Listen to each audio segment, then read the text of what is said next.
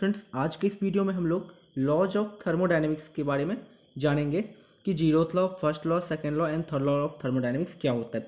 Basically हम लोग इसके डेफिनेशन, कंसेप्ट को समझेंगे, बहुत ही अच्छे तरीके से समझेंगे कि इसे हम लोग दोबारा कभी पढ़ने की ज़रूरत पड़े ही ना। अगर आप ये वीडियो देख ले तो आपको कभी ये भूले ही ना आप कि ये लॉज जो है थर्मोडायनेमिक्स का ये क्या होता है। ओके, तो चलिए मैं स्टार्ट करता हूँ वीडियो। अगर अपने चैनल को सब्सक्राइब नहीं किया है तो प्लीज़ चैनल को सब्सक्राइब कर लीजिए, बेल आइकन को प्रेस कर लीजिए ताकि आपको न्यू वीडियो की नोटिफिकेशन मिलती रहे। तो चलिए फ्रेंड्स स्टार्ट करते हैं। सबसे पहले जीरोथ लॉ ऑफ थर्मोडायनेमिक्स। तो जीरोथ लॉ ऑफ थर्मोडायनेमिक्स क्या होता है, सबसे पहले हम लोग ये जानते हैं। जीरोथ लॉ ऑफ थर्मोडायनेमिक्स कहता है, according to zeroth law of thermodynamics, कि if we have three bodies A B C, we gave the name ABC to all these body, and if A is in thermal equilibrium with body C and also B is in thermal equilibrium with C। क्या कह रहा है कि A B C तीन body है, उसमें A जो है C के साथ थर्मल इक्विलिब्रियम में है और B भी साथ में क्या है, थर्मल इक्विलिब्रियम में है। तो according to zeroth law of thermodynamics A B भी क्या होगा, आपस में थर्मल इक्विलिब्रियम में होगा। यानी कि अगर हमारे पास कोई तीन बॉडी है जो ए बी सी, उसका नेम हम लोगों ने रखा है, ए जो है सी के साथ थर्मल इक्विलिब्रियम में है, बी जो है सी के साथ थर्मल इक्विलिब्रियम में है, तो ये कंफर्म है कि ए बी भी क्या होगा, म्यूचुअली थर्मल इक्विलिब्रियम में होगा। ये जीरोथ लॉ ऑफ थर्मोडायनेमिक्स कहलाता है और इसे हम लोग प्रिंसिपल ऑफ थर्मोमेट्री भी बोलते हैं। क्या बोलते हैं? Principle of thermometry. जितने भी थर्मोमीटर वगैरह टेम्परेचर मेजरमेंट करते हैं वो जीरोथ लॉ ऑफ थर्मोडायनेमिक्स के ऊपर बेस्ड होता है। ओके, चलिए आई होप आपको ये जीरोथ लॉ समझ में आ गई होगी। चलिए फर्स्ट लॉ को देखते हैं। फर्स्ट लॉ ऑफ थर्मोडायनेमिक्स क्या कहता है फ्रेंड्स, कि अगर किसी थर्मोडायनेमिक सिस्टम में कोई भी थर्मोडायनेमिक प्रोसेस करने के लिए हीट देते हैं, क्या करते हैं, किसी भी थर्मोडायनेमिक सिस्टम में अगर हमारे पास कोई थर्मोडायनेमिक सिस्टम है उसमें हम लोग हीट सप्लाई करते हैं। सपोज कीजिए हम लोगों ने DQ amount of heat supply किया, तो उसके अंदर क्या है, मॉलिक्यूल्स है। उस मॉलिक्यूल्स में वर्क क्या होगा, थर्मोडायनेमिक प्रोसेस होगा। प्रोसेस होने के लिए क्या होता है, फर्स्ट लॉ ऑफ थर्मोडायनेमिक्स क्या होता है फ्रेंड्स, कि ये कंजर्वेशन ऑफ एनर्जी के ऊपर बेस्ड है, एनर्जी कंजर्वेशन के ऊपर बेस्ड है। मतलब हीट एनर्जी हम लोग दे रहे हैं तो ये एनर्जी, इतना ही अमाउंट ऑफ एनर्जी किसी दूसरे फॉर्म ऑफ एनर्जी में कन्वर्ट होगा। तो ये हीट एनर्जी क्या हो जाता है, ये इस सिस्टम के इंटरनल एनर्जी को बढ़ाने में काम आता है, प्लस जो बचता है वो हमें वर्क मिलता है जिसके लिए हम लोग प्रोसेस करते हैं। तो क्या होता है, DU plus DW। DQ equal to क्या होता है, DU प्लस DW। मतलब अगर हम लोगों ने किसी थर्मोडायनेमिक सिस्टम में हीट सप्लाई किया तो वो हीट किस में कन्वर्ट होता है, सिस्टम के इंटरनल एनर्जी को इंक्रीज करने में खर्च होता है, और साथ ही साथ वर्क डन जो मिलता है हमें आउटपुट के फॉर्म में वो होता है। ओके, आई होप आपको ये फर्स्ट लॉ समझ में आ गया हो गया। अब हम लोग सेकेंड लॉ की तरफ बढ़ते हैं।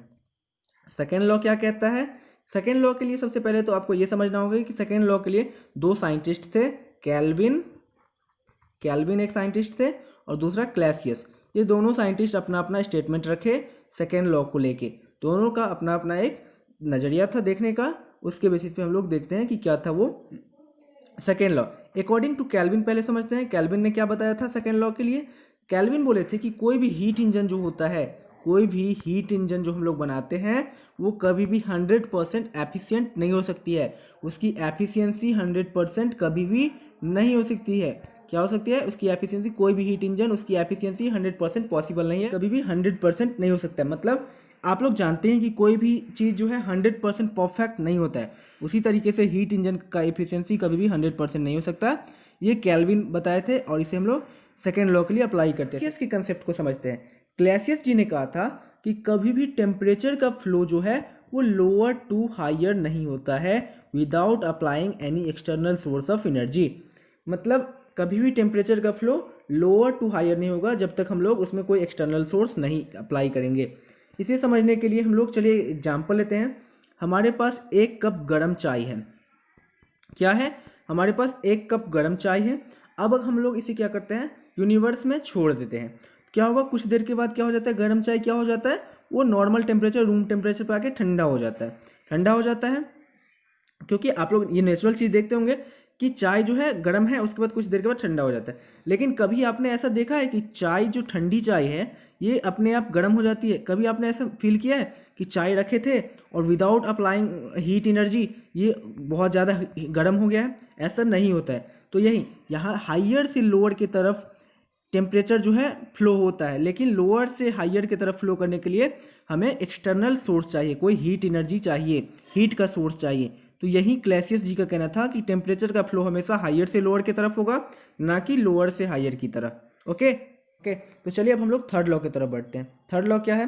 थर्ड लॉ को समझने के लिए फ्रेंड्स आपको 3 टर्म्स आने चाहिए। इंट्रॉपी का कंसेप्ट, इंट्रॉपी क्या होती है, एब्सोल्यूट टेम्परेचर क्या होता है, ये समझ में होना चाहिए पहले से, और साथ ही साथ एब्सोल्यूट क्रिस्टल, एब्सोल्यूट टेम्परेचर और एब्सोल्यूट क्रिस्टल आपको पता होना चाहिए कि ये तीनों चीज़ क्या होती है। ओके, ये तीनों चीज़ समझने के लिए सबसे पहले इंट्रॉपी क्या होती है। फ्रेंड्स, किसी भी थर्मोडायनेमिक सिस्टम में उसके मॉलिक्यूल्स जो होते हैं, उस सिस्टम में जो भी मॉलिक्यूल्स होते हैं उसमें कितना डिसऑर्डर है, उस मॉलिक्यूल्स में उसके स्पेसिंग में कितना डिसऑर्डर है, वो डिसऑर्डर क्या होता है, उस थर्मोडायनेमिक सिस्टम का एंट्रोपी कहलाता है।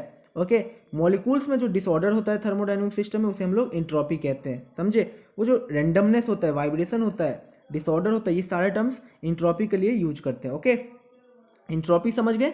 चलिए अब हम लोग एब्सोल्यूट टेम्परेचर समझते हैं। एब्सोल्यूट टेम्परेचर फ्रेंड्स 0 केल्विन को बोलते हैं। जब किसी बॉडी का टेम्परेचर 0 केल्विन हो तो उसे हम लोग क्या बोलते हैं, एब्सोल्यूट टेम्परेचर। ओके, तो एब्सोल्यूट टेम्परेचर समझ गए। अब हम लोग समझते हैं एब्सोल्यूट क्रिस्टल। एब्सोल्यूट क्रिस्टल किसे कहेंगे? ऐसा क्रिस्टल सॉलिड जिसमें मॉलिक्यूल्स का अरेंजमेंट जो है एकदम परफेक्ट। परफेक्ट का क्या मतलब है? यहाँ पे इसका स्पेसिंग जो हो, स्पेस जो हम लोग यहाँ पे स्पेसिंग जो कर रहे हैं, ये थोड़ा सा छोटा बड़ा दिख रहा है क्योंकि यहाँ पे आर्ट थोड़ा मेरा अच्छा नहीं है। ओके, लेकिन यहाँ पे स्पेसिंग जो है एकदम परफेक्ट। ये जितने भी मॉलिक्यूल्स है सबका साइज इक्वल होना चाहिए, जितने भी वैक्यूम स्पेस है वो इक्वल ही होना चाहिए। मतलब स्पेसिंग, ऑर्डर, डिसऑर्डर, जैसे देखिए डिसऑर्डर बिल्कुल भी होना नहीं चाहिए, एकदम पेयर्ड में होना, ऑर्डर पेयर में होना चाहिए, किसी भी तरह का डिसऑर्डर नहीं होना चाहिए। उसे हम लोग बोलते हैं प्योरली क्रिस्टल, या फिर आप लोग कह सकते हैं एब्सोल्यूट क्रिस्टल। ओके, तो ये तीनों टर्म्स आपको समझ में आ चुका है। चलिए अब हम लोग थर्ड लॉ को समझते हैं।